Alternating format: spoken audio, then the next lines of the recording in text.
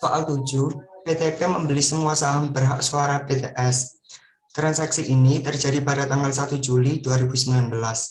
PTP membayarkan uang tunai sebesar 25 miliar dan sebidang tanah dan bangunan yang nilai wajarnya 275 miliar untuk pembelian tersebut.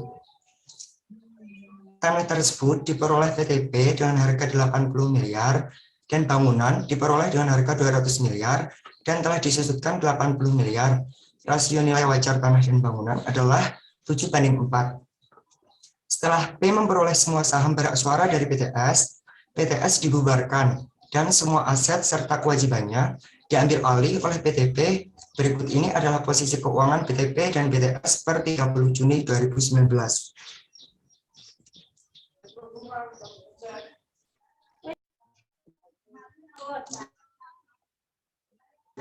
Kemudian, PTP juga mengeluarkan pembayaran untuk biaya tenaga penilai aset 500 juta dan membayar akuntan untuk menyusun laporan keuangan semester 1 tahun 2019 seharga 150 juta. Tentukan nilai aset neto PTS yang diperoleh PTP terkait dengan penggabungan usaha tersebut. Nah, untuk menghitung aset neto PTS, ini dalam ribuan rupiah, cash senilai 10 juta, akun receivable senilai 15 juta, ini dalam ribuan rupiah, 15 miliar, inventory 45 miliar, land 100 miliar, building 70 miliar, equipment net 50 miliar, sehingga total asetnya 290 miliar. Kemudian terdapat akun payable senilai 40 miliar. Untuk common stock, share premium dan return earning itu tidak dihitung. Jadi aset netonya adalah selisih antara diselisihkan dengan akun payable asetnya, total asetnya menjadi 250 miliar. Kemudian nomor 2, berapa perbedaan nilai investasi PTP dengan nilai aset neto PTS seperti yang telah dihitung pada butir 1. Maka pertama kita menghitung total investasinya. Dari soal tadi kita peroleh PTP mengeluarkan kas senilai 25 miliar, lain 175 miliar didapat dari perbandingan tanah dan juga bangunan adalah 7:4. Maka untuk memperoleh tanah, perhitungannya 7 dibanding per 11 dikali dengan 275 miliar, yaitu nilai wajar dari nilai tanah dan bangunan menjadi 175 miliar. Kemudian untuk buildingnya itu 4/11 dikali 275 miliar menjadi 100 miliar. Sehingga dihasilkan total investasi untuk membeli semua saham PTS adalah 300 miliar. Kemudian aset neto tadi kita ketahui sebesar 250 miliar. Selisih antara total investasi dengan aset neto adalah goodwill atau bargain purchase. Karena di sini total investasinya melebihi dari aset netonya, maka yang dihasilkan adalah goodwill senilai 50 miliar. Kemudian nomor 3, buatlah jurnal pembelian saham PTS oleh PTP. Jurnal pembelian saham, pertama kita debit equity investment senilai 300 miliar. Kemudian tadi kita sudah mengeluarkan cash senilai 25 miliar. Land yang kita kredit ini sebesar nilai bukunya. Nilai buku dari tanah adalah 80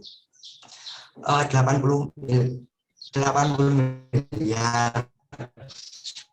Kemudian buildingnya itu kita kredit juga senilai dari nilai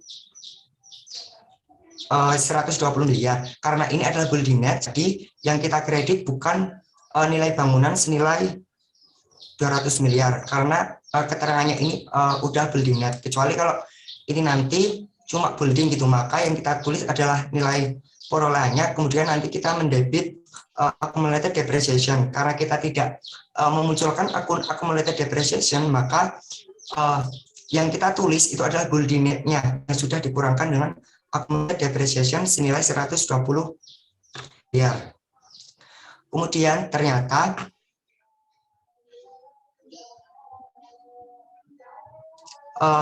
dalam melakukan pembelian saham ini, nilai wajar dari tanah itu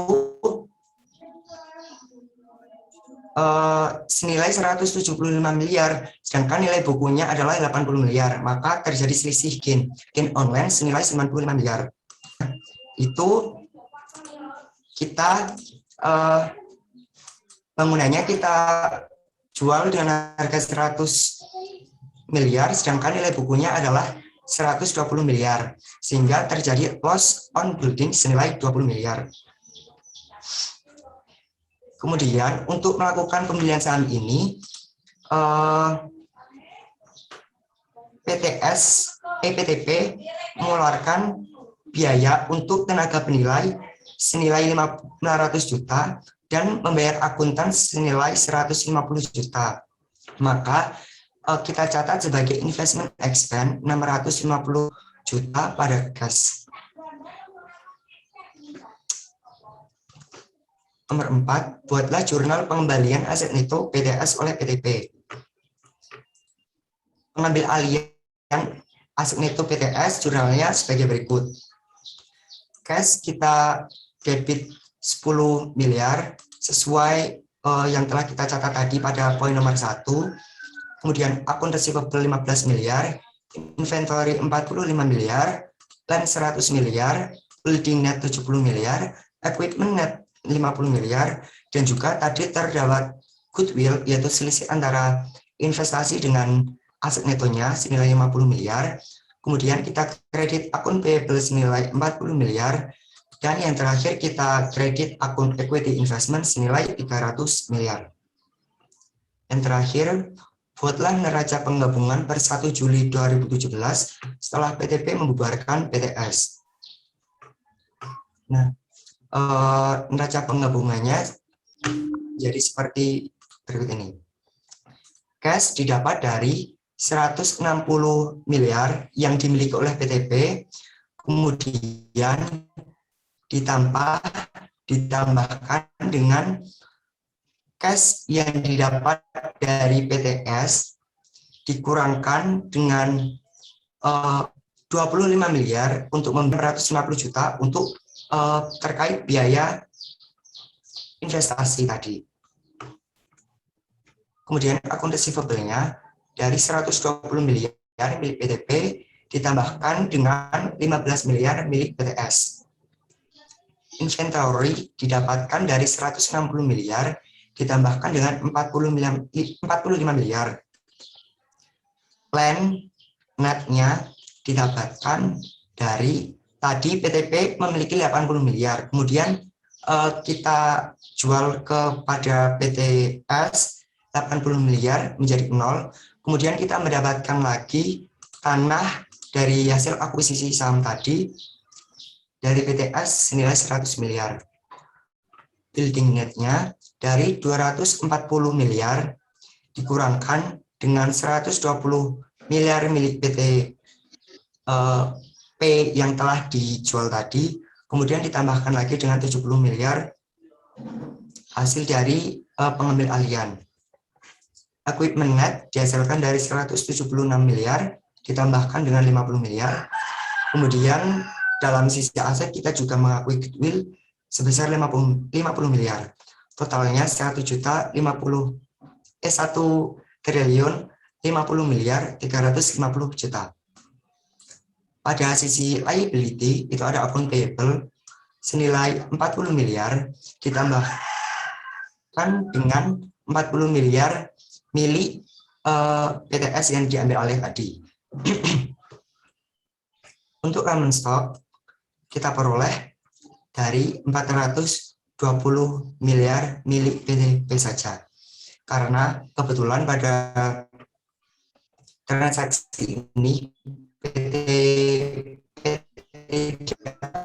mengeluarkan saham dalam melakukan pembelian saham milik PTS 160 miliar tidak ada penambahan. Kemudian retained earning-nya dari 316 miliar dikurangkan dengan investment expense sebesar 650 juta. Kemudian tadi ada loss dan juga gain-nya, maka kita akumulasikan ke retained earning. Sehingga dihasilkan total liability plus equity senilai 1.050.350 juta. Demikian, Mbak. Baik, ya. Apakah ada yang mau berkomentar atau bertanya? Silahkan langsung saja.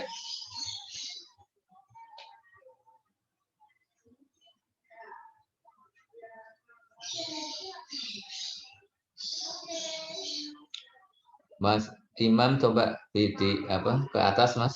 Ada yang jurnal apa? Pembeliannya coba. Coba dimunculkan yang buildingnya dibikin jangan net, Mas, supaya kita sekalian menghapus apa akumulasinya, coba. Oh, baik, Pak. Yeah. Berarti perolanya 200 miliar. Coba diperbaiki untuk yang itunya. Buildingnya at cost-nya ya berarti ya. Building at cost, kemudian dimunculkan akumulasinya. Oh, baik, Pak. Iya, ya, supaya ya sekalian menghapus itunya apa? Akumulasinya.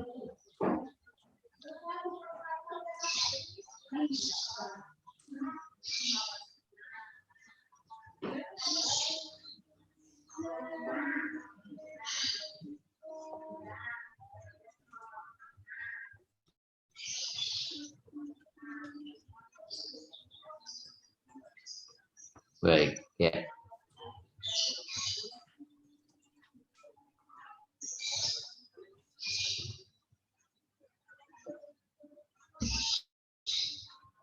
Iya. Baik, mungkin itu saja yang ada tambahan dari saya. Terima kasih Mas Imam. Kita lanjut saja ke Valu TS. Silakan. Yang mau presentasi, ya.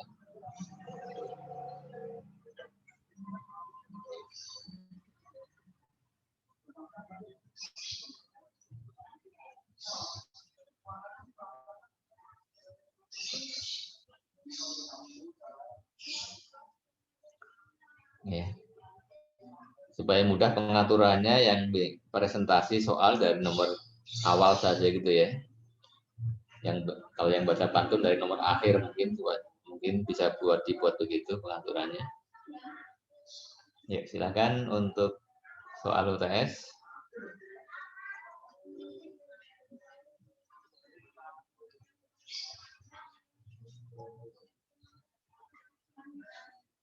Yang mau presentasi langsung di-share layarnya.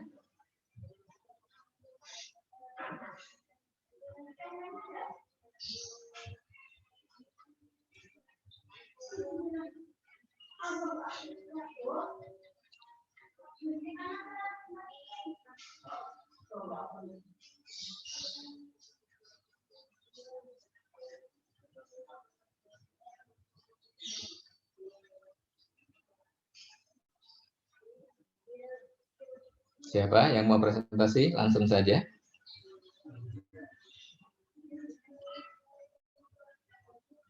Langsung di-share layarnya supaya cepat.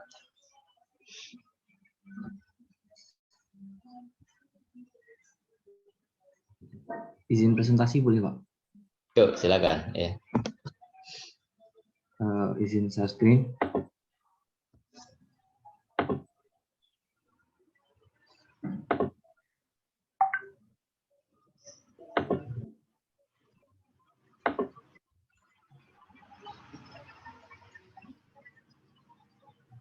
Apakah sudah terlihat teman-teman dan Bapak? Ya, sudah jelas, langsung silakan. Di sini langsung saya baca soalnya, Pak. Atau langsung ke pembahasan nggak apa-apa. Ya. Langsung ke pembahasannya saja, boleh? Nomor 1, di sini menentukan investment cost yang dikeluarkan atau imbalan yang diberikan oleh PT Puri untuk memperoleh 100% saham PT Sari. Nah, di sini untuk investment cost-nya, yaitu PT Puri memperoleh 100% kepemilikan PT Sari dengan membayar uang tunai sebesar 450 juta. Nah, di sini saya tulis cash 450 juta, lalu menyerahkan tanah dengan harga perolehan 100 juta. Di sini saya dengan nilai wajar 240 juta. Nah, di sini saya tulis land sebesar nilai wajarnya yaitu 240 juta, serta menerbitkan saham sendiri sebanyak 12.000 lembar dengan nilai wajar sebesar 25.000 per lembar. Nah, di sini share capitalnya sejumlah 300 juta dari jumlah lembar sahamnya 12.000 dikali dengan nilai wajarnya 25.000 per lembar. Lalu saya jumlahkan, dapatnya 990 juta. Itu untuk investment cost-nya. Lalu yang kedua, menentukan jumlah kelebihan ekses antara imbalan yang diberikan dengan aset bersih yang diperoleh pada saat PT Puri memperoleh 100% saham PT Sari. Untuk kelebihan atau eksesnya, yaitu diperoleh dari fair value aset neto dikurangi dengan book value aset neto PT Sari. Untuk fair value atau harga beli aset netonya tadi sudah dicari dari investment cost-nya. Lalu untuk book value aset neto PT Sari yaitu didapat dari sini total aset dikurangi dengan total liabilities-nya. Di sini saya hitung mendapatkan 820 juta. Lalu saya kurangi 990 juta dikurangi dengan 820 juta. Hasilnya adalah 170 juta. Lalu yang ketiga, membuat schedule alokasi ekses yang muncul pada saat PT Puri memperoleh 100% saham PT Sari. Untuk schedule alokasi eksesnya, yaitu selisih antara fair value dengan book value-nya. Di sini untuk cash-nya tidak ada selisihnya. Untuk account receivable-nya terdapat selisih sebesar 5 juta. Untuk inventory-nya ada selisih sebesar 10 juta. Untuk land ada selisih sebesar 50 juta. Dan building selisihnya sebesar 20 juta. Equipment sebesar 8 juta. Account payable sebesar 10 juta. Dan notes payable sebesar 5 juta. Dan untuk other liability-nya sebesar 5 juta. Jadi total alokasi eksesnya tadi sebesar 37 juta. Lalu tadi ada ekses sejumlah 170 juta. Nah, untuk ini sisanya dialokasikan ke goodwill. Yang keempat, membuat seluruh jurnal PT Puri pada saat melakukan akuisisi dan merger PT Sari. Untuk jurnal akuisisinya tadi PT Puri tadi membeli saham PT Sari menggunakan ada saham dan juga tanah dan juga cash. Untuk sahamnya tadi 12.000 lembar dengan nilai parnya sejumlah 1.000. Jadi share capitalnya 120 juta. Untuk share premiumnya sebesar 180 juta dan menyerahkan tanah sebesar 100 juta untuk book value-nya, dan ada gain online sebesar 140 juta dan menyerahkan cash sejumlah 450 juta. Terus dalam akuisisi tersebut, PT Puri juga membayar berbagai biaya untuk akuisisi sebesar 6 juta dan biaya penerbitan saham sebesar 3 juta.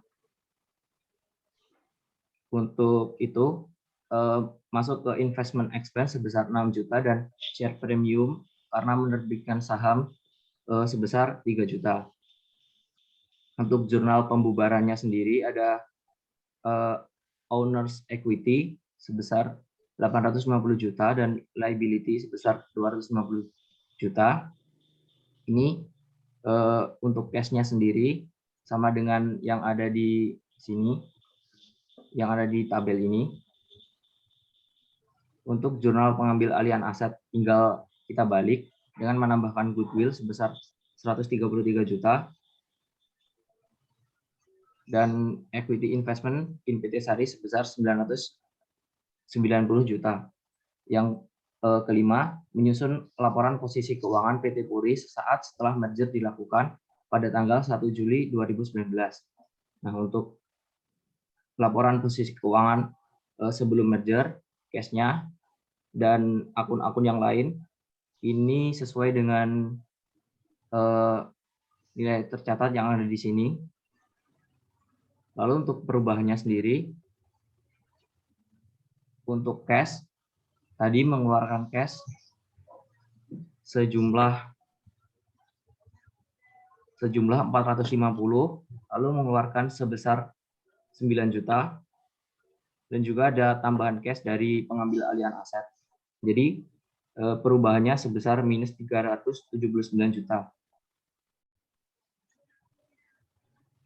Untuk account receivable-nya, tadi langsung dari sini pengambil alihan aset. Yang lainnya juga sama. Lalu saya total asetnya mendapat 2.721 juta. Untuk account payable juga sama, notes payable juga sama. Untuk share capital ordinary tadi didapat dari penyerahan dengan menerbitkan saham tadi sebesar 120 juta.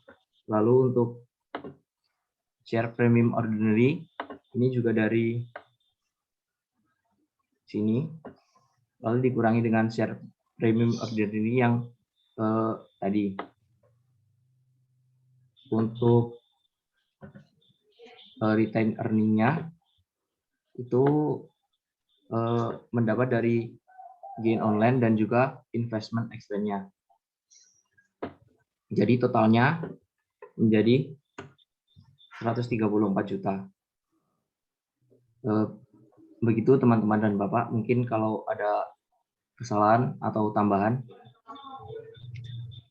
Baik, ya silakan kalau ada pertanyaan atau komentar langsung disampaikan.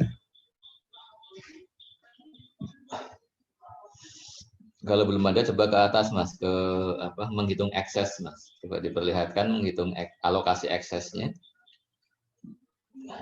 Baik, ya terima kasih. Ya, jadi ini saya mau menjelaskan mengenai mengapa ya investor mau membayar lebih di atas net book value-nya. Ini kan misalnya net book value-nya berapa nih? Coba diperlihatkan ke atas sedikit, Mas.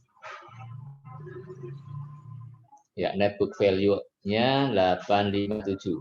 Kemudian juta ya, angkanya dalam juta. Kemudian investasinya dia dibeli dengan 990 juta. Ada ekses 133 juta. Pertanyaannya mengapa investor mau membayar lebih ya. Coba sekarang turun lagi Mas, turun dikit. Ya, maka penjelasannya adalah ya turun lagi boleh. Turun ya, stop ya. Karena ya boleh jadi nilai tercatatnya ya, nilai buku net asset book value-nya itu belum mencerminkan nilai wajarnya ya. Misalnya yang tercatat nilainya 800 ya. Sebenarnya nilai wajarnya 900 ya. Dengan alasan itu maka seorang investor dia katakanlah dia sudah saya bayar dengan harga 900 ya. Meskipun net book value-nya tercatat 800 seperti itu ya. Nah, maka di sini ada selisih 170 juta ya. Kemudian maka ya selisih ini alokasinya kemana? Pertama dialokasikan ke selisih antara nilai buku dengan nilai wajarnya ya. Untuk aset, untuk liability-nya. Nah, kalau masih ada sisa itulah berarti goodwill ya. Artinya ada sesuatu yang tidak ternilai, ada sesuatu yang tidak kelihatan, tetapi sebenarnya itu adalah apa ya? Ada tapi nggak kelihatan gitu ya. Intangible asset ya. Jadi katakanlah si perusahaan yang kita mau beli ini punya potensi-potensi ya, yang bisa dilihat oleh para investor. Maka itulah yang dinamakan goodwill ya. Nah, misalkan di sini contoh yang mudahnya untuk inventory ya. Inventory book value 210. Kemudian nilai wajarnya 220. Artinya ya, nilai tercatatnya inventory terlalu rendah ya. Under value istilahnya ya, under value ya, terlalu rendah. Sehingga ya investor membayar lebih itu, maka yang 10 jutanya adalah untuk menyesuaikan nilai inventory ya. Berarti 10 jutanya untuk menaikkan nilai inventory ya. Kemudian land juga ya, ada under value sehingga nilai ditambahkan nilainya 50 juta tambahan. Tetapi sebaliknya ada juga ya aset yang nilainya terlalu tinggi. Kalau terlalu tinggi berarti ya kita akan sesuaikan ya. Misalkan akun receivable tercatat 140 juta, ternyata setelah dianalisis kemungkinan tagihnya 135 juta, berarti dia istilahnya over value ya, dinilai terlalu tinggi. Kalau yang seperti itu berarti alokasi eksesnya menjadi alokasi yang minus ya, atau dengan kata lain nilai akun receivable kita sesuaikan dari nilai buku ke nilai wajarnya. Jadi semua aset dan semua liability disesuaikan dari nilai buku ke nilai wajarnya. Ya. Berarti untuk akun receivable kita kurangi minus 5 juta. Building minus 20 juta, equipment juga minus. Nah sekarang kita ke yang liability-nya, ke sisi liability. Accounts payable tercatatnya berapa? 70 juta. Nilai bukunya. Ternyata ya diperkirakan atau setelah diestimasi ini kita membayarnya cukup dengan 60 juta. Ya. Kenapa ceritanya? Ya kita nggak tahu ya. Yang penting intinya dari analisisnya investor ya, account payable ini cukup dibayar dengan 60 juta. Ya dalam hal ini ya nilai accounts payable-nya terlalu tinggi ya, terlalu tinggi ya. Maka kita turunkan ya, diturunkan berarti kan dikurangi ya, berarti kan dikurangi. Nah, mengurangi accounts payable ini ya, mengurangi nilai accounts payable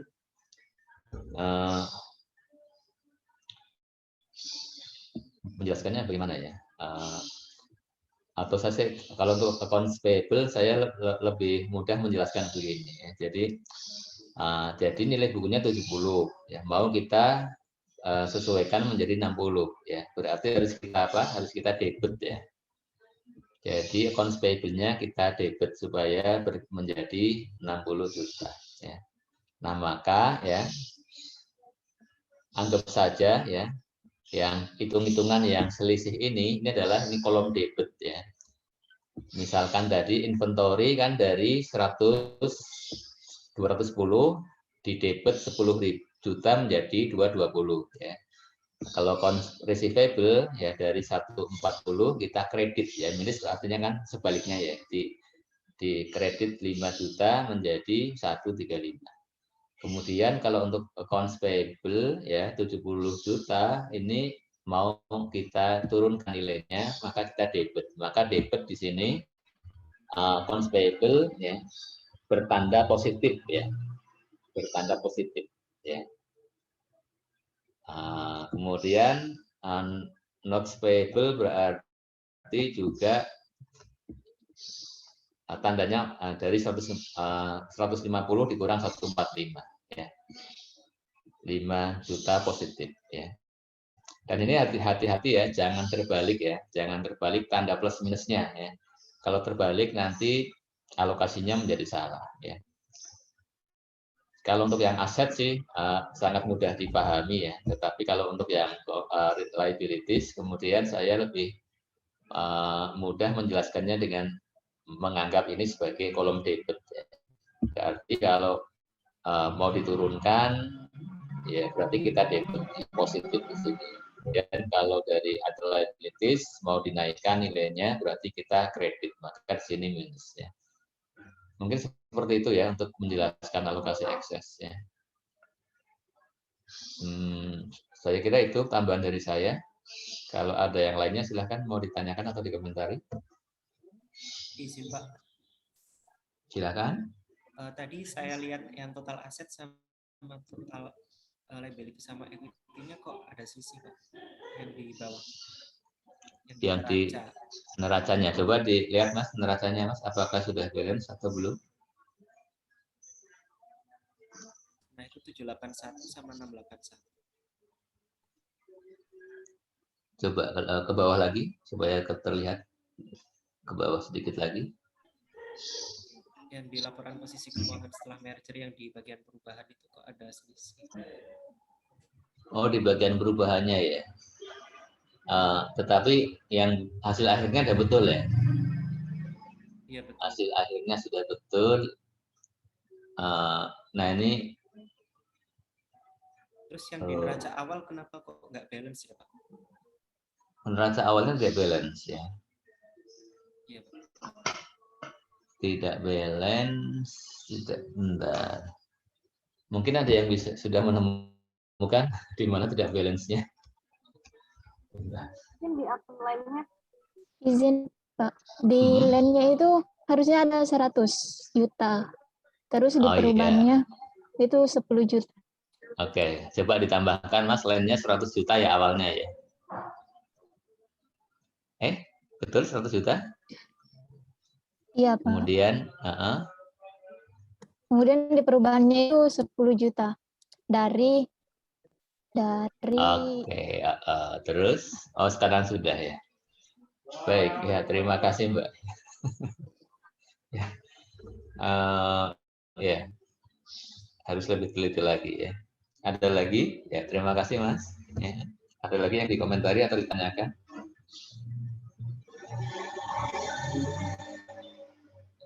Jadi saya terlewat ya. Kalau sudah cukup, terima kasih Mas Yuma. Ya.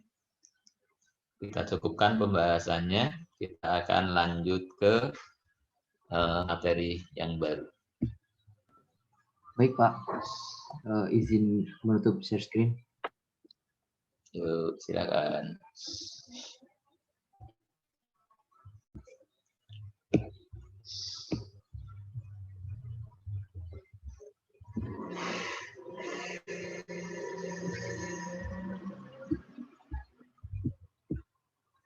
Ya, kita akan membahas materi yang baru ya.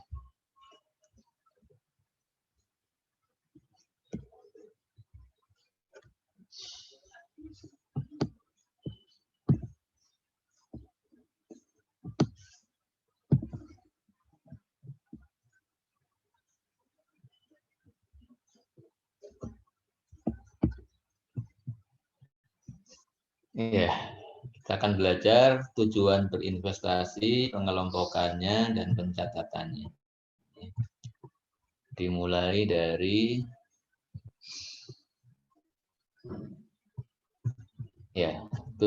tujuan yang pertama untuk mencari penghasilan ya, mencari return ya dari investasi yang dilakukan.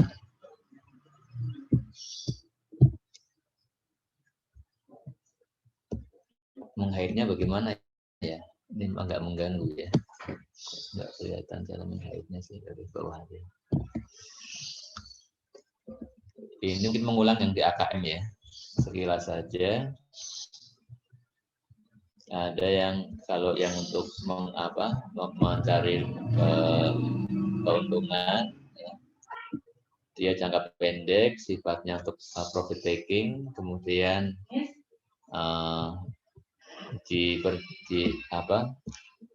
trading ya, di trading itu diperjualbelikan ya, diperjualbelikan, kemudian jumlahnya sedikit ya, kurang dari 20%.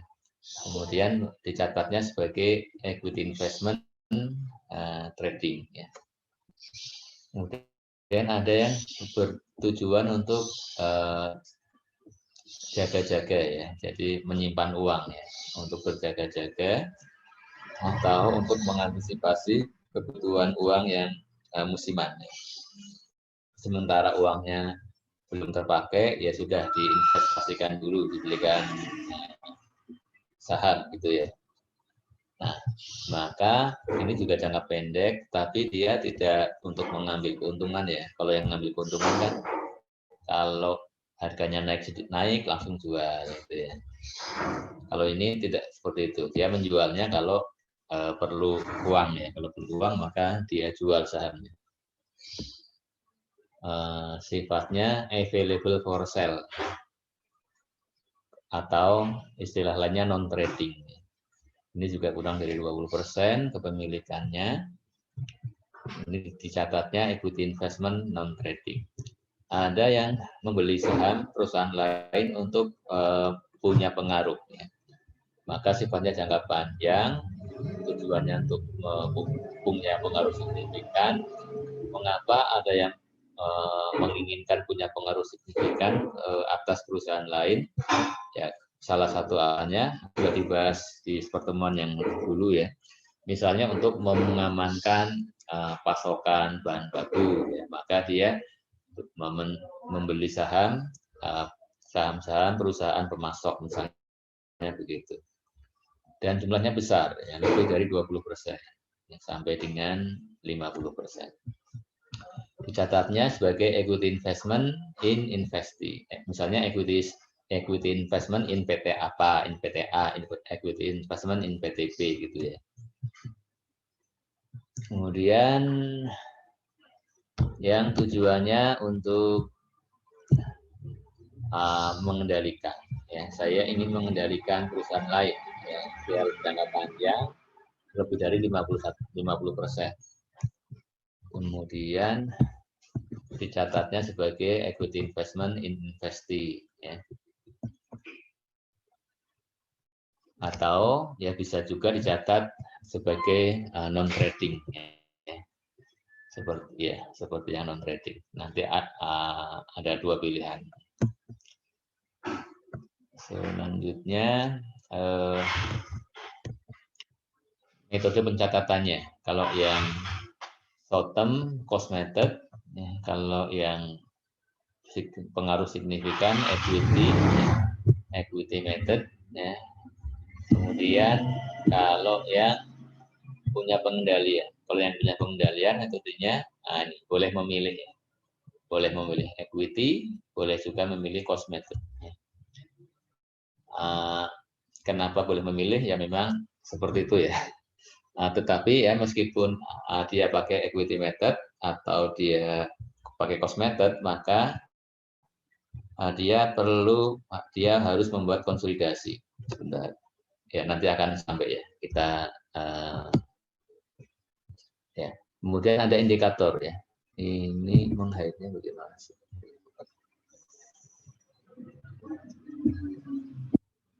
Kemudian nanti video panelnya.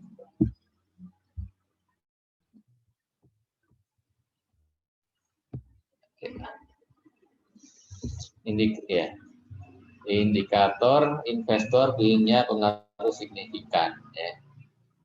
Ini untuk mengukur apakah seorang investor dia punya pengaruh signifikan apa tidak, ya dilihat ya apakah investor punya perwakilan dalam dewan direksi atau dewan komisaris. Kemudian apakah bisa berperan dalam pembuatan kebijakan? Apakah ada atau ya adanya transaksi yang material antara investor dengan investasi, atau adanya pertukaran personal manajerial, ya personel yang manajernya, atau ada penyediaan informasi ya, dari investasi, ya. Informasi teknis yang penting ya, pokok ya. Selanjutnya ya, ini pencatatannya ya, kalau kurang dari 20% berarti cost method ya. Investasi awal dicatat at cost, dikelompokkannya sebagai trading atau non trading. PSAK-nya 50-55. Setiap tanggal neraca, ya, nilai investasinya disesuaikan ke nilai wajar. Ya, nilai sahamnya yang dibeli disesuaikan ke harga wajarnya. Kemudian ya tidak punya pengaruh signifikan. Metodenya cost. Ya. Nah, metode cost itu ya, kalau menerima dividen tunai dari investasi dicatat sebagai dividen income. Sebagai contoh, A membeli 15% saham beredar milik Agora. Harga 500 juta diklasifikasi menjadi trading. Pada akhir tahun, nilai wajar saham naik menjadi 550. Kemudian Agora bayar dividen tunai 50 juta dan mengumumkan laba 80 juta. Maka ketika membeli saham untuk investasi tersebut, debitnya ke equity investment trading 500 juta kredit cash. Kemudian ketika menerima dividen, debit cash kredit dividen income sebesar 15% kali 50 juta. 7,5 juta. Kemudian pada akhir tahun menyesuaikan nilai wajar saham, ya, naik dari 550 menjadi dari 500 menjadi 550, kenaikan 50.000 debit ke fair value adjustment. Kemudian diakui sebagai unrealized holding gain yang ada keterangan profit or loss, artinya akan masuk di income statement, ya, menjadi bagian dari net income. Ya, sebesar 50 juta. Kemudian penyajian di laporan keuangannya. Ya. Di statement of financial position di current asset ada equity investment trading, ya, cost-nya 500.000, ada fair value adjustment debit, sisi debit 50 juta. Ya, kalau mau dilengkapi ya di sini totalnya menjadi 550 juta. Kemudian di income statement-nya ada di other income dimunculkan unrealized holding gain or loss, ya, 50 juta. Kemudian kalau ya investor meniatkan ya investasinya untuk non trading atau available for sale dengan transaksi yang sama, maka pencatatannya yang berbeda adalah penamaan investasinya equity investment, keterangannya AFS available for sale securities, ya, atau non trading, ya, non trading. Untuk penerimaan dividen jurnalnya sama, penyesuaiannya ada perbedaan, ya. Nah, yang berbeda adalah unrealized gain loss-nya sekarang keterangannya di sini OG, other comprehensive income. Artinya dia akan masuk di sebagai other comprehensive income, masuk sebagai langsung ke equity, ya, menambah nilai equity, ya, tetapi dia tidak masuk ke laba rugi, tidak masuk di income statement.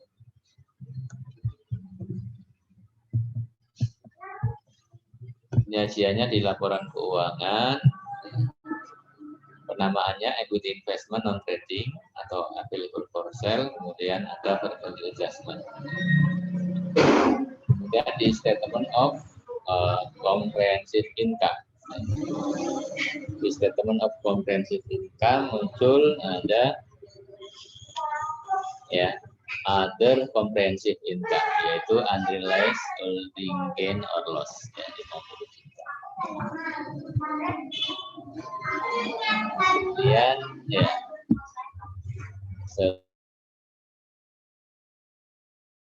ini kan sampai di sini mendapatkan income setelah pajak, kemudian dilanjutkan di bawahnya, ya, lanjutannya adalah other comprehensive income. Di sini langsung net of tax, ya. Tadi kan berapa? 50 juta, ya. 50 juta dikurangi pajak 25%, maka ini ya 37.500, ya. Kemudian ini yang lain-lain ada revaluasi surplus dan lain-lain. Ya. Kemudian sehingga total ini ya kalau mau kita jumlahkan berarti totalnya menjadi berapa nih angkanya?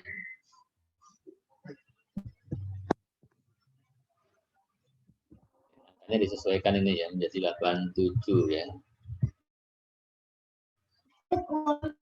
Masalahnya alhamdulillah 87.500 ya. Kemudian kalau ditambah dengan yang net income di sini menjadi berapa nih? Mau sekalian diperbaiki ya. Angkanya 0, kemudian 5, kemudian 7, Tapi siap bagi ya.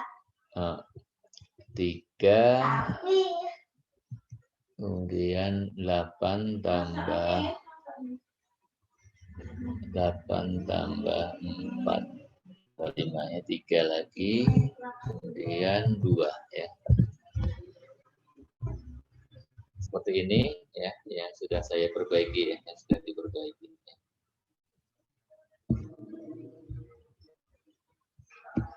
Tapi bajunya nggak usah banyak-banyak. Ya, baik ya, seperti ini ya. Dilaporkannya di, ya intinya sih dilaporkannya di kalau yang non trading di unrealized holding gain-nya di sini ya, di other comprehensive income. Ya. Kemudian net income ya, net income dipostingnya ke return earnings ya, di closingnya ke return earnings. Closingnya seperti ini, income summary debit, RE credit, kemudian other comprehensive income, ini angkanya mungkin lain ya, ya sudah apa, sementara biarkan aja ya, katakanlah angkanya sekian, maka ya pada intinya kemudian masuk ke langsung ke equity ya. Baginya 3 doang, 3 aja, bagi 3 jangan 3. Kemudian Terus dah usahanya.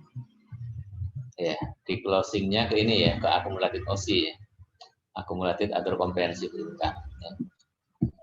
Kalau mau dibuat jurnal berarti ya dari OC ke akumulatif OC begitu ya, OC debit, akumulatif OC credit. Ya.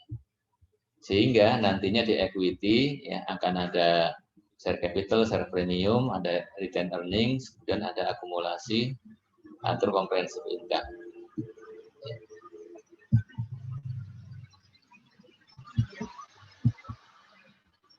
Kemudian kalau yang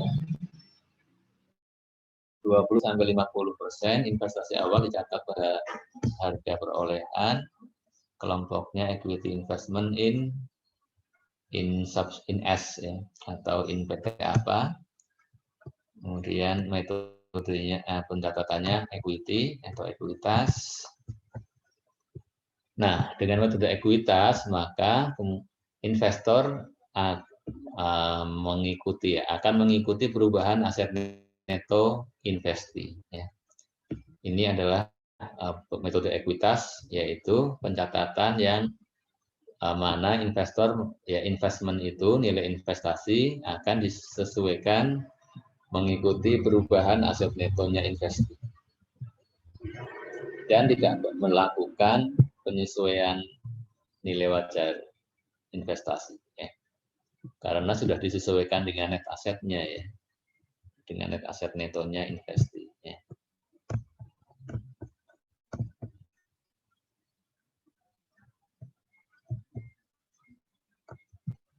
Ya, jadi kalau yang lebih dari 20% itu kan memang tujuannya supaya punya pengaruh signifikan, sehingga punya apa? Punya pengaruh ya, mau bisa mengarahkan ya ke operasionalnya investi ya, untuk siapa?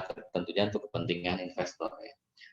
Sehingga ya inilah yang menjadi penjelas mengapa investor tidak terlalu memperhatikan terhadap perubahan harga saham investasi, ya, dan tidak melakukan penyesuaian ya atas saham investasi, atas perubahan nilai saham investasi.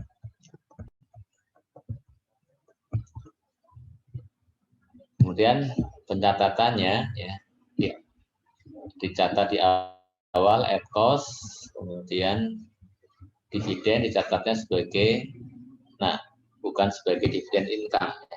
Kalau investasi bayar dividen, ya artinya kan kasnya investasi berkurang, ya. Ataupun equity-nya berkurang, atau ya, net aset netonya investasi berkurang. Dan kemudian si investor akan menyesuaikan nilai investmentnya. Ya, kalau investasi net asetnya berkurang, maka investor akan mengurangi juga nilai investment in PT itu ya, dikurangi. Nah, kalau investasi melaporkan laba dan net income, artinya kan ekuitasnya bertambah, ya, net asetnya bertambah, sehingga investor juga akan menyesuaikan nilai investasinya, akan menambah kalau laba, atau kalau dia rugi akan mengurangi investasinya. Ya, sehingga ya nilai investasi ya akan bertambah atau berkurang seiring dengan ya kenaikan penggunaan ekuitas investasi ataupun net asetnya investasi. Ya.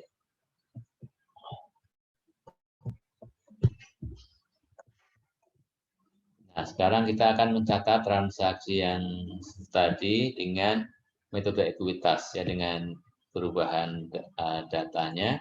Yang dibeli adalah 30% saham ya. Mencatatnya ya menggunakan akun equity investment in Agora ya. Besar cost-nya 800 juta. Kemudian ketika menerima dividen ya kreditnya adalah ke equity investment in Agora. Ketika mendapatkan laba ya, equity investment debit ya. Dan di sini mengakui sebagai investment income ya. Jadi investment income kalau equity adalah ketika investasi melaporkan laba.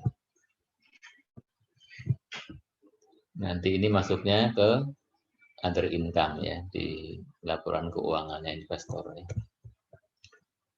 Kemudian investasi yang lebih dari 50% ya dicatat pada cost-nya, dikelompokkan sebagai non trading ya, ada pilihan ya, atau kalau dia dicatat sebagai non trading pencatatannya cost method ya. Kemudian atau dicatat menggunakan ekuitas ya.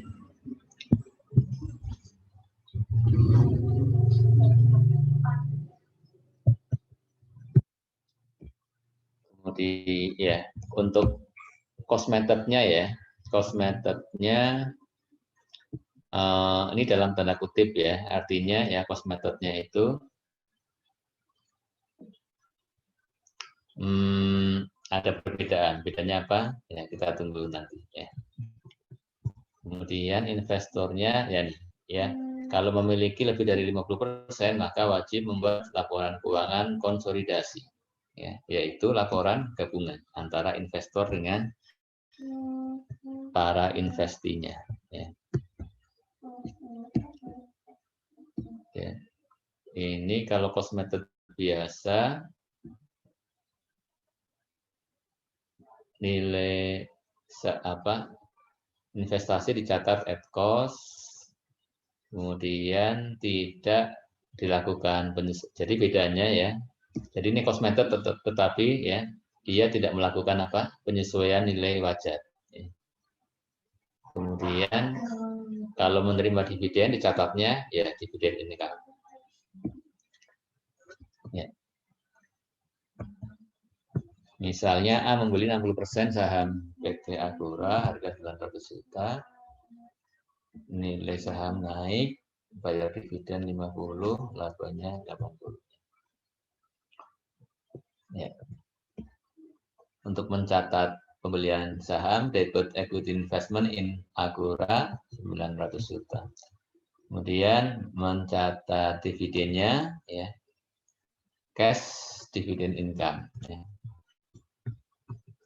Nah, di akhir tahun, ya, ketika ada kenaikan harga saham tidak dicatat. Ya. Ketika ada pengumuman laba juga tidak dicatat. Ya. Jadi ini cost methodnya bedanya dengan yang kepemilikan kurang dari 20%, bedanya adalah tidak melakukan penyesuaian atas kenaikan nilai saham. Nah, kemudian ada investasi saham pada entitas asosiasi, ini adalah materi yang lain ini ya. Jadi entitas asosiasi adalah entitas termasuk yang non korporasi, berupa persekutuan, ya, di mana investor mempunyai pengaruh yang signifikan dan bukan merupakan entitas anak. Ya. Jadi entitas asosiasi itu bukan entitas anak, ataupun bukan bagian dari ventura bersama. Ya. Dicatatnya menggunakan ekuitas, ya, kecuali kalau akan dijual. Ya. Kalau akan dijual sesuai SHK 58. Ya. Nah, lain lagi ceritanya. Nah, kemudian untuk itu materinya, ya, yang dari slide ya, dan ternyata saya akan perlihatkan latihannya ya. Latihan yang akan dikerjakan sesuai RPS. Kalau sesuai RPS nanti kita akan membahas nih ya. Workbook soal 2, soal 3 ya, yang akan kita bahas nanti. Kemudian yang akan di-PR-kan nomor 1 dan nomor 4 ya. Kita lihat seperti apa soal di nomor 2 dan 3 ya. Nomor 2 dan 3 soalnya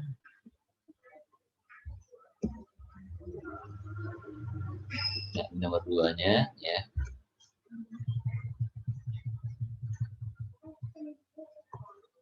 Awal tahun membeli saham harga sekian, dari total yang beredar 600, ekuitasnya S, ya, ada saham Agio, kemudian saldo laba. Kemudian ada nilai buku nilai wajar disajikan.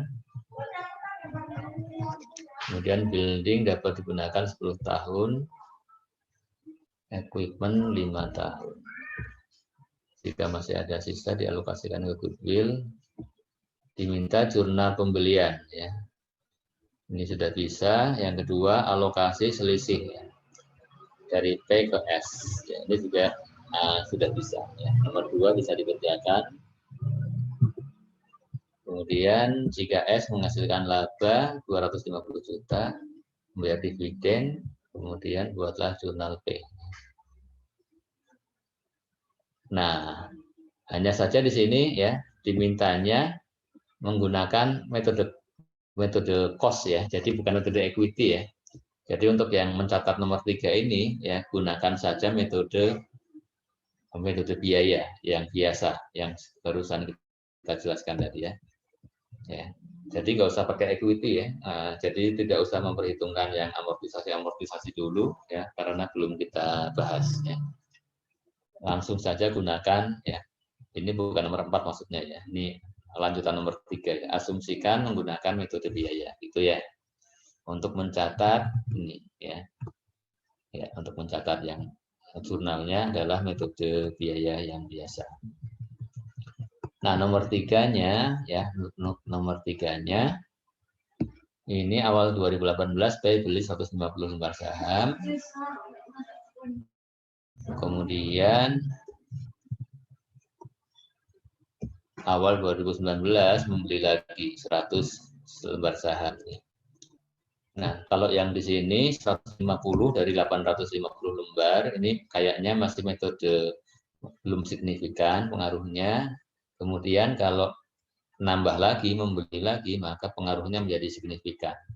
Nah, yang seperti ini di slide belum ada, adanya akan saya perlihatkan ya.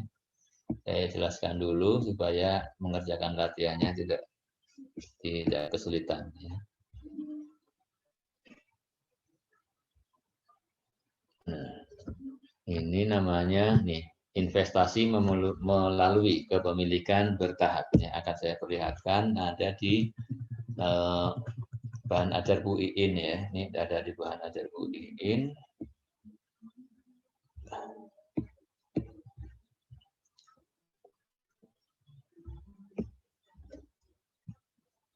Caranya bagaimana nih ya? Ini ada contohnya, kita ikuti dulu ya. Ya, misalnya 1 Januari ya. 2016 membeli A memiliki saham di B 10%. Karena 10% mencatatnya metode cost.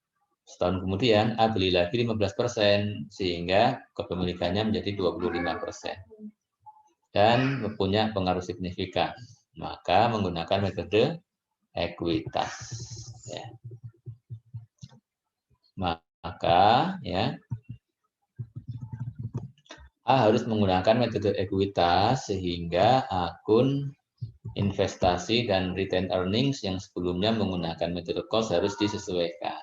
Ya. Ini contohnya ya. Pandu membeli 10% si saham Siwi awal 2016, nilai 70 juta. Kemudian dia di kategori trading securities. Kemudian net aset PT Siwi waktu itu 600 juta. Kemudian ya kalau dihitung ya ada ekses ya, ada ekses nilai investasi di atas book value-nya 10 juta. Kemudian dialokasikan ke bangunan yang masa manfaatnya 20 tahun. Kemudian tahun 2016 Siwi melaporkan net income 100 juta. Membayar dividen 50 juta, nilai saham akhir tahun sama dengan nilai tercatatnya, tidak ada perubahan. Kemudian transaksi 2016 Pandu akan membuat jurnal ya. Ini di 2016 ketika membeli investasi 10%, debit investment in trading securities, credit cash 70 juta. Kemudian menerima dividen, debit cash, dividen income 5 juta. Ya. Selanjutnya 2017 Pandu beli lagi 15%, 100 juta. Maka mencatatnya ya, di sini kita mencatat pembelian 100 juta tambahan 15% sekaligus mereklasifikasi investasi yang sebelumnya dicatat sebagai trading ya. Sekarang di tahap nambah 15% jadi 25%, maka tradingnya sekarang menjadi investment in S ya, nama akunnya. Maka di sini ya debit investment in S 170, yaitu 100 yang membeli baru, 70 untuk yang mereklasifikasi trading securities. Ya. Tradingnya kita hapus ya, di kredit. Ya. Kemudian cash yang dibayarkan kredit 100 juta. Selanjutnya, nah kita mencatat bagian keuntungan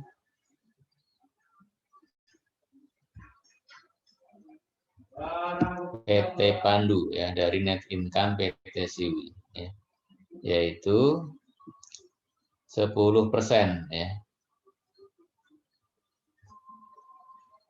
10% dari labanya 100 juta ya. Jadi 10% dari laba 100 juta kemudian dikurangi dengan amortisasi selisih cost atas net aset yang diperoleh. Ya, kalau di soal nomor 4 ada nggak ya? Saya cek nomor 4 dulu ya. Kalau yang di soal nomor 4 apakah ada eksesnya atau tidak? Nomor 3 ya.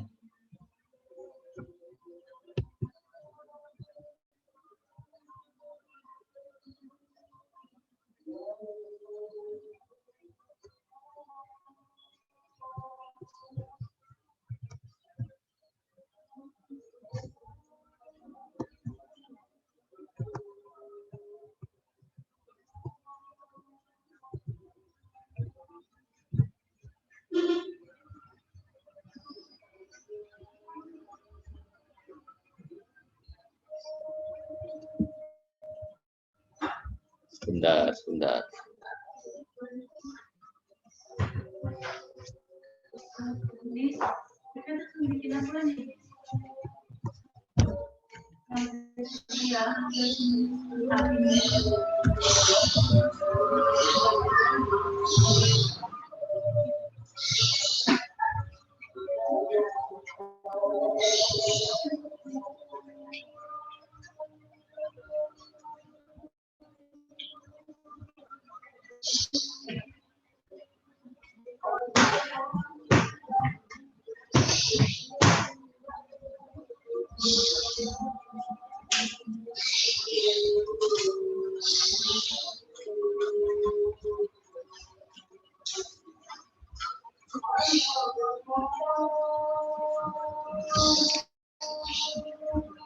Baik ya, kita kembali ke ini ya.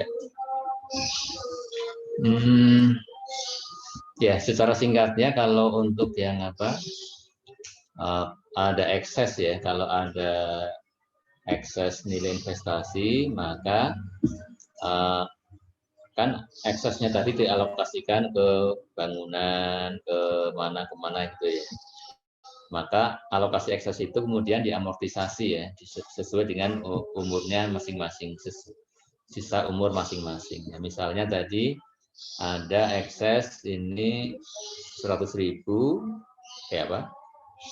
10 juta, kemudian umurnya 20 tahun. Ya. Dialokasikan ke bangunan. Maka menghitung ya bagian keuntungannya adalah sekian persen ya. Kepemilikan 10% kali labanya ya, ini untuk ini ya menyesuaikan bagian laba tahun lalu ya. 10% kali labanya dikurangi dengan amortisasi selisih kos atas net aset yang diperoleh. Kemudian berikutnya ya mencatat bagian dividen tahun lalu ya, menyesuaikan dividen tahun lalu. Tahun lalu kan mendapat dividen 5 juta ya. Mencatatnya bagaimana? Debit cash, kreditnya dividen income. Nah, kalau kita menggunakan equity, maka dividen kita mencatatnya sebagai apa? Kreditnya adalah investment ya. Maka kita sesuaikan dividen income-nya, kita batalkan ya. Hanya saja kalau tahun lalu kan dividen income sudah closing ya, ke mana? Ke RE. Maka dividen income sudah menambah return earnings, maka sekarang ya RE-nya yang kita sesuaikan. RE-nya disesuaikan yang 5 juta yang dari dividen income yang kita cancel, kenaikan RE-nya di cancel. Kemudian kita mencatatnya kredit investment in BTC. Ini untuk menyesuaikan pengakuan dividen income tahun yang lalu. Nah, dan satu lagi, bagaimana kalau tahun lalu juga ada perubahan, ada kenaikan harga saham. Kalau yang dicontoh ini kan tahun lalu ya nilai wajar akhir tahun sama dengan tercatatnya. Bagaimana kalau nilai wajar akhir tahun lalu ada kenaikan? Berarti kan tahun 2016 di sini ada fair value adjustment debit, kemudian unrealized holding gain credit. Ya. Maka ini pun ya penyesuaian atas nilai wajar saham pada akhir tahun di tahun 2017 harus di cancel ya, harus di cancel sebagaimana kita mencancel pencatatan ini harus di cancel sebagaimana menyesuaikan atas dividen income yang sudah dicatat tahun lalu. Ya demikian ya untuk mengerjakan soal nomor 3 ya. Silakan setelah ini dikerjakan masing-masing, kemudian nanti kita akan buka lagi jam 12.40 ya. Jam 12 ya 12.40 kita nanti masuk ke Zoom lagi ya. Sekarang kita bisa off dulu ya.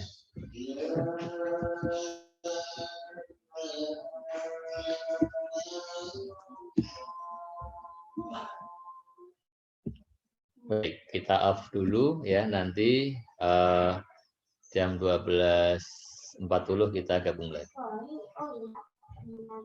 Baik, Pak. Baik, Pak. Yuk. Izin, Pak. Izin, Pak.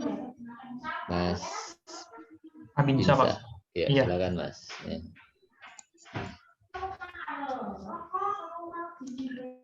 Oke, baik.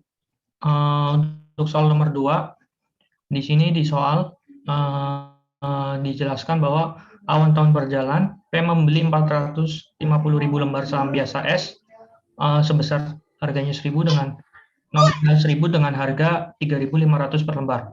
Adapun total saham Semar yang beredar itu sebanyak 600.000 lembar. Kemudian pada saat pembelian saham tersebut, ekuitas S terdiri dari modal saham 600 juta, agio saham 1.200 juta, dan saldo laba 200 juta, dan tidak terdapat non-current liabilities pada S. Kemudian posisi aset neto S pada saat akuisisi sebagai berikut. Kemudian di sini juga ada keterangan bahwa building masih dapat digunakan lagi 10 tahun, dan equipment masih mempunyai masa manfaat 5 tahun. Kemudian jika masih ada sisa dialokasikan ke goodwill. Kemudian di sini yang pertama yaitu buatlah jurnal pembelian saham S oleh P. Oke, kita langsung saja jurnalnya, berarti Tolong dibesarkan sedikit lagi Mas tampilannya Mas, view-nya. Segini cukup, Pak. Ya. Makasih. Oke. Untuk yang nomor 1, jurnal pembelian saham S oleh P, maka kita jurnal saja di debit investment in S sebesar 450.000 dikali dengan harganya 3.500, hasilnya 1.575 juta. Kemudian kreditnya itu cash. Adapun untuk persentase kepemilikannya yaitu 75% didapat dari 450.000 lembar dibagi dengan saham yang beredar yaitu 600.000 lembar. Jadi persentase kepemilikannya adalah 75%. Kemudian yang nomor 2. Yang nomor 2, buatlah alokasi selisih nilai atau excess value di investasi P ke aset neto S yang memiliki perbedaan nilai buku dengan nilai pasar. Oke, di sini kita pindahkan saja posisinya ke dalam Excel. Kemudian yang pertama kita lakukan adalah mencari selisihnya. Di sini yang terdapat selisih ada land, yaitu 300 juta under value karena nilai bukunya lebih kecil daripada nilai wajar. Kemudian untuk building, nilai bukunya lebih besar, maka over. Kemudian untuk equipment juga lebih besar, maka over. Kemudian kita total hasilnya yaitu 100 juta.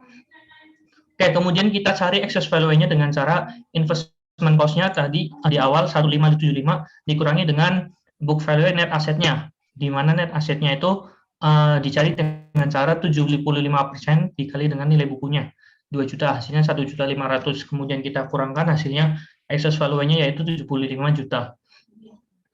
Adapun untuk alokasinya kita alokasikan ke selisih-selisih yang tadi ini.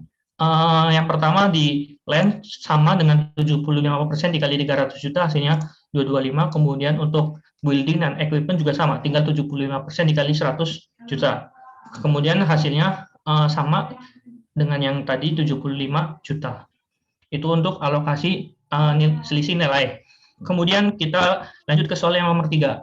Di sini jika S menghasilkan laba tahun berjalan sebesar 250 juta dan membayar dividen sebanyak 100 juta, kemudian kita disuruh membuat jurnal oleh P terkait dengan investasinya di S.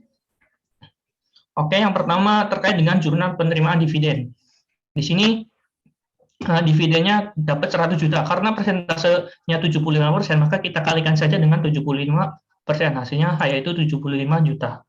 Kemudian di kreditnya yaitu investment in cash, kemudian investment in PTS. Kemudian yang jurnal berikutnya kita juga perlu menjurnal pengakuan laba oleh PTS. Di sini sama seperti yang pertimbangan dividen, karena persentase kepemilikannya adalah 75%, maka 75% dikali dengan 250 juta. Hasilnya 187.500. Kemudian kita juga perlu menjurnal terkait dengan amortisasi building dan equipment, karena di soal itu dijelaskan bahwa building masih dapat digunakan 10 tahun dan equipment masih mempunyai manfaat 5 tahun. Kita langsung saja di sini kita kalikan dengan overvalue buildingnya sebesar 75 juta, kita bagi 10 karena masih dapat digunakan oleh 10 tahun, jadi kita perlu mengamortisasi building tersebut. Hasilnya yaitu 7.500.000. Kemudian untuk jurnal sendiri yaitu debitnya investment in PTS, adapun untuk kreditnya income from PTS. Kemudian untuk equipment sama seperti yang building, cuma kalau yang building itu kan 10 tahun, kalau yang equipment 5 tahun, jadi dibaginya dengan 5. Maka 75 juta dibagi dengan 5 hasilnya adalah 15 juta. Itu terkait dengan jurnal jurnal OLP terkait investasinya di S. Kemudian kita lanjut ke nomor 4. Di 4 ini asumsi Pen menerapkan metode biaya atau cost method untuk investasi di S. Karena menggunakan cost method, maka yang kita perlu jurnal hanya penerimaan di dividen, yaitu sama seperti di jurnal nomor 3. Untuk cash-nya 75% dikali dengan 100 juta, kemudian untuk kreditnya yaitu dividen revenue. Baik Pak, terima kasih.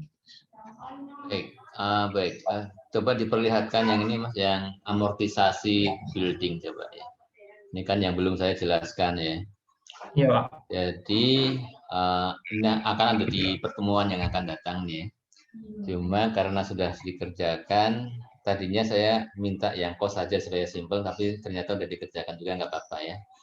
Jadi kalau untuk pengakuan laba ya seperti biasa ya, sekian persen dari bagian labanya, dari jumlah laba yang dilaporkan berapa. Nah hanya saja kalau dalam pembelian investasi itu ada ekses ya, kemudian dialokasikan ke aset, maka yang ekses yang dialokasikan ke aset itu harus diamortisasi sesuai dengan sisa masa manfaatnya. Kemudian perlakuannya bagaimana? Perlakuannya ya kalau misalkan buildingnya kan overvalued ya, buildingnya yang nilai wajarnya, nilai yang diakui sekarang lebih kecil dari nilai yang tercatat ya. Iya Pak. Ya nilai wajarnya untuk building lebih kecil ya. Lebih kecil Pak. Lebih kecil ya. Nah masalahnya ya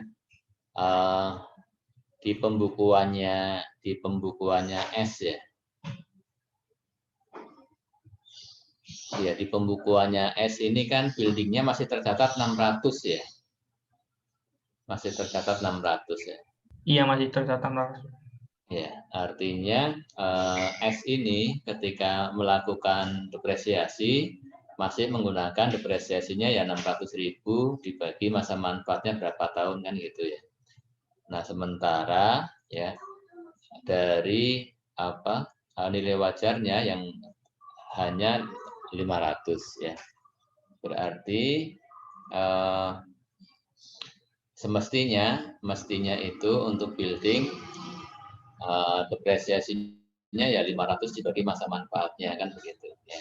Artinya depresiasi expense yang dicatat oleh investi lebih besar ya daripada yang semestinya. Ya. Oleh karena itu, kalau depresiasinya berarti harus dikurangi ya, depresiasi expense-nya harus dikurangi. Kalau depresiasi expense berkurang, maka income-nya menjadi bertambah ya. Maka amortisasinya menjadi malah menambah income ya. Coba amortisasinya seperti apa? Amortisasinya yang untuk building ya, income from S-nya malah bertambah ya. Kenapa? Karena ya itu tadi ya, yang overvalued ya. Kemudian kalau yang equipment juga sama penjelasan. Nanti kita akan ketemu lagi di pertemuan yang akan datang nih. Ya, terima kasih. Silakan kalau ada yang mau ditanyakan atau mau dikomentari untuk nomor 2. Izin Pak. Ya. Ini kan disoalkan terdapat soal bahwa ini tuh menggunakan cost method. Iya. Sedangkan diketahuinya itu kan 25% ya Pak? 75%. Iya. Nah itu tuh kalau di dalam soal besok ujian ada 2 diketahui, yaitu si PT ini tuh gunain cost method, tapi di sisi lain sahamnya itu 75% gitu, itu kita pilih yang mana, Pak? Yang metode cost Jadi method kalau atau untuk yang kepemilikan lebih dari 50%, ya, itu kan yang wajibnya menggunakan konsolidasi, ya, nanti ya, Pak? harus melakukan konsolidasi laporan keuangan. Kemudian untuk pencatatan di buku investor itu memang boleh memilih, ya, boleh memilih mau pakai cost method boleh, mau pakai equity juga boleh, ya. Kemudian kalau nanti tetapi untuk konsolidasinya, untuk ketika membuat konsolidasi, pada dasarnya konsolidasi itu menggunakan metode equity. Jadi meskipun mencatatnya menggunakan metode cost, nanti Pak ketika dilakukan konsolidasi, nanti yang menggunakan metode cost hasilnya akan sama persis dengan laporan konsolidasi kalau mencatatnya menggunakan metode equity. Jadi memang dalam pencatatan di investornya menjadi nggak masalah, dia pakai equity boleh, pakai cost juga boleh. Toh nanti ketika menyusun laporan konsolidasi hasil akhirnya akan sama, ya, baik dia mencatatnya pakai metode cost maupun metode equity. Kenapa? Karena metode konsolidasian itu metode pada akhirnya menggunakan metode equity juga, ya. Jadi kalau dia sudah pakai equity ya udah nyambung saja. Kalau dia pakai metode cost, ya ketika melakukan konsolidasi akan ada adjustment sehingga nanti hasilnya menjadi sama dengan yang pakai metode equity dari awal. Kemudian ketika mencatatnya, jadi mau pilih cost apa equity, ya kalau memang tidak disebutkan di soal berarti ya silakan saja. Atau biasanya disebutkan ya silakan mau pakai metode cost atau equity, ya biasanya begitu. Atau kalau memang harus equity langsung disebutkan pencatatannya pakai equity. Begitu Mas? Oh, jadi yang lebih diprioritaskan itu kalau ada tulisan ini menggunakan cost method gitu ya, Pak, daripada persentase sahamnya gitu, Pak. Jadi memang kalau persentasenya 20 sampai 50 itu wajib pakai equity, ya. Tetapi kalau di atas 50 itu memang boleh memilih, ya, pakai equity boleh, pakai cost juga boleh. Ya, mencatat di pembukuannya investor itu memang boleh memilih, ya. Kalau di atas 50% itu equity boleh, cost juga boleh, ya. Apakah nanti hasilnya akan sama atau beda? Untuk membuat konsolidasinya hasilnya akan sama, ya. Begitu. Ya, Baik. mengapa konsolidasinya akan sama? Karena ketika membuat konsolidasi itu metodenya kembali ke equity, ya. Jadi kalaupun dia pakai cost, nanti ketika membuat konsolidasi ya nanti hasilnya akan sama dengan yang pakai equity. Nanti akan kita bahas di pertemuan berikutnya, ya. Baik, terima kasih, Pak. Sama. Kemudian kita lanjut ke nomor 3 ya. Silakan nomor 3 yang mau presentasi. Izin share screen, Pak. Silakan.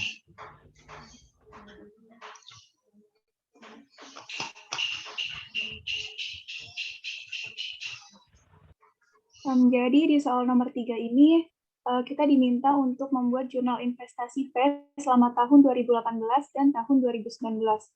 Di soal pada awal Januari 2018, P membeli 150.000 lembar saham biasa dari S dengan harga 4 per lembar.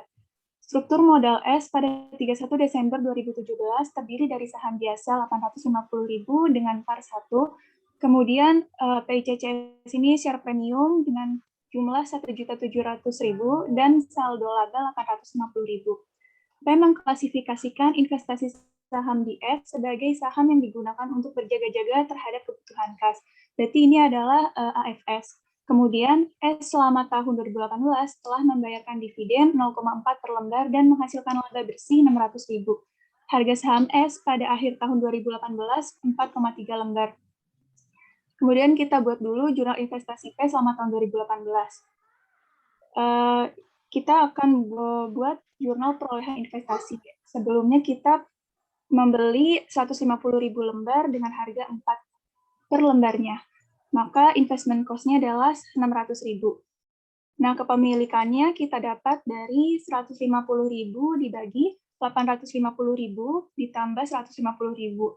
Karena ini asumsinya si perusahaan S menerbitkan saham baru. Karena neraca di akhir tahun 2017, saham biasanya 850.000. Kemudian di Januarinya baru kita membeli saham dari PTS 150.000. Berarti total yang isuk dari perusahaan S adalah 850.000 ditambah 150.000. Oleh karena itu, kepemilikannya adalah 15%. Kemudian kita cari net asset book value-nya. Net asset book value terdiri dari share capital. Share capital ini terdiri dari 850.000 yang awal neraca di Desember 2017, kemudian 150.000 dari yang kita beli. Kemudian share premiumnya didapat dari 101.700.000 dari neraca 31 Desember 2017, dan dari share premium tambahan dari yang kita beli yaitu 4 dikurangin 1, hasilnya premiumnya adalah 3 per lembar, kemudian dikali 150.000. Jadi total share premium di perusahaan S adalah 2.150.000. Kemudian return earning di PTS tetap yaitu 850.000 karena tidak ada hubungannya dengan penerbitan saham. Kemudian total net asset book value-nya jadinya 4 juta hasil dari penjumlahan kapital, premium, dan RT. Kemudian kita cari excess value-nya karena di sini investment cost-nya adalah 600.000 dan net asset book value-nya karena kita hanya memiliki 15%, maka total net asset book value yang 4 juta ini dikali dengan kepemilikan yang kita punya yaitu 15%, hasilnya adalah 600.000. Maka tidak ada excess value. Nah, jurnal perolehan investasinya adalah di 1 Januari ini equity investment AFS pada cash, yaitu senilai 150.000 dikali harganya yaitu 4 per lembar. Kemudian kita buat jurnal pembagian dividen. Karena ini metode AFS, pembagian dividen, maka jurnalnya cash pada dividen income senilai 150.000 dikali dengan dividen 0,4 per lembar. Selanjutnya kita buat jurnal penyesuaian fair value di 31 Desember, yaitu fair value adjustment pada UHG LOC didapat dari 150.000 per lembar dikali dengan selisih antara harga sekarang yaitu 4,3 dikurangin dengan harga yang baru kita beli di awal 4. Jadi hasilnya 45.000. Kemudian kita buat jurnal penutup, yaitu UHG LOC pada AOC 45.000. Selanjutnya, kita buat jurnal investasi P pada tahun 2019. Di soal pada awal Januari 2019, P kembali membeli 100.000 lembar saham biasa dari pemegang saham yang lain. Artinya, perusahaan S tidak menerbitkan saham yang baru lagi. Kemudian, dengan harga 4,3 per lembar.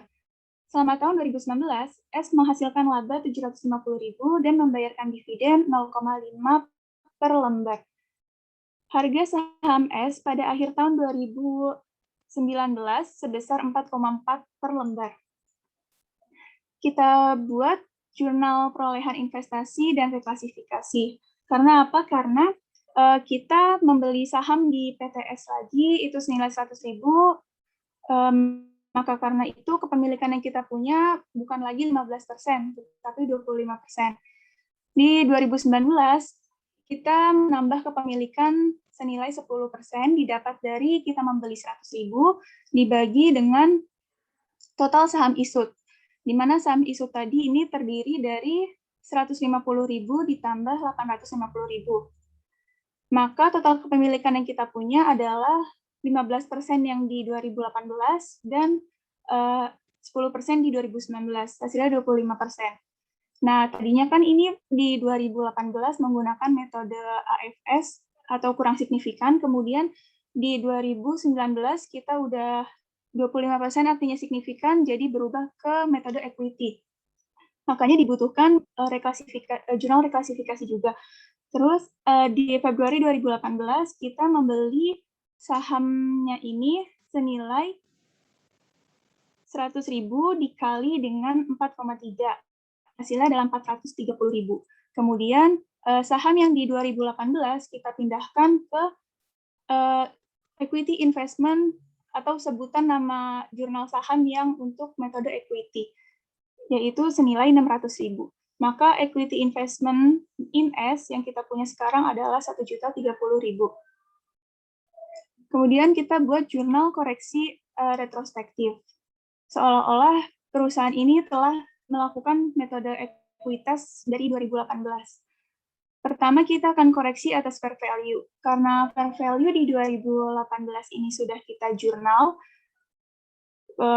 secara tidak langsung jadi fair value adjustment pada AOC 45.000, maka di 2019-nya di 2019 kita balik, jadi AOC pada fair value adjustment senilai 45.000. Kemudian ada jurnal koreksi atas dividen juga.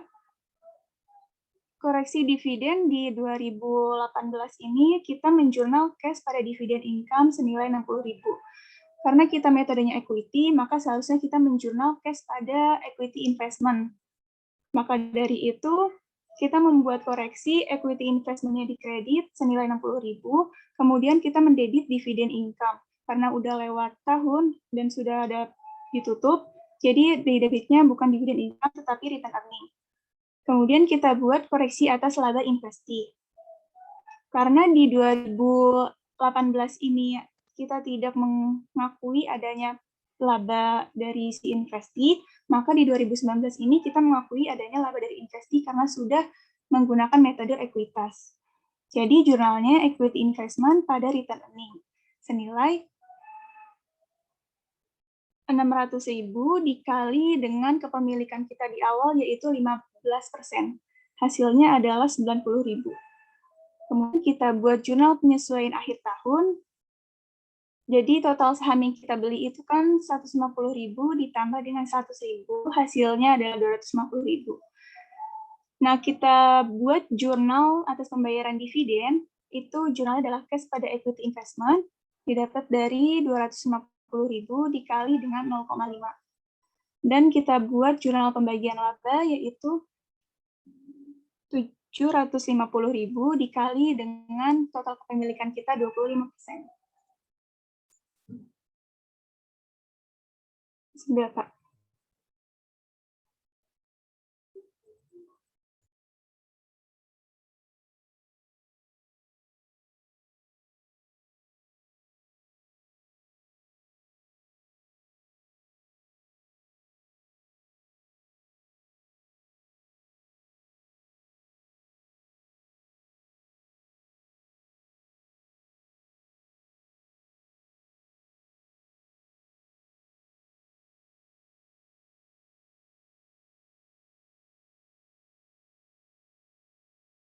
Mohon maaf, Pak.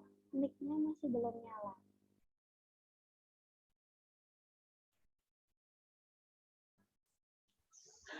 Baik, ya silakan kalau ada yang mau ditanyakan ya atau dikomentari. Ya. Ini sudah betul ya pembahasannya. Ya. Ya, kalau tidak ada, silakan kemudian ya kita akan closing. Dan kita closingnya dengan pantun penutup. Siapa yang sudah menyiapkan pantunnya hari ini untuk menutup kuliah kita?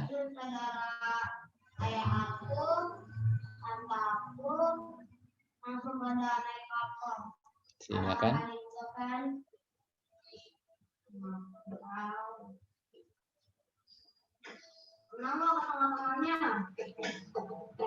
Kalau ada silakan dibaca, kalau nggak ada kita langsung closing. Ya, nanti pertemuan yang akan datang silakan disiapkan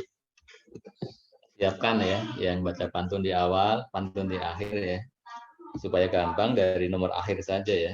Dari nomor akhir ditentukan, kalau yang presentasi defaultnya dari nomor awal itu saja ya, presentasi PR. Baik, terima kasih.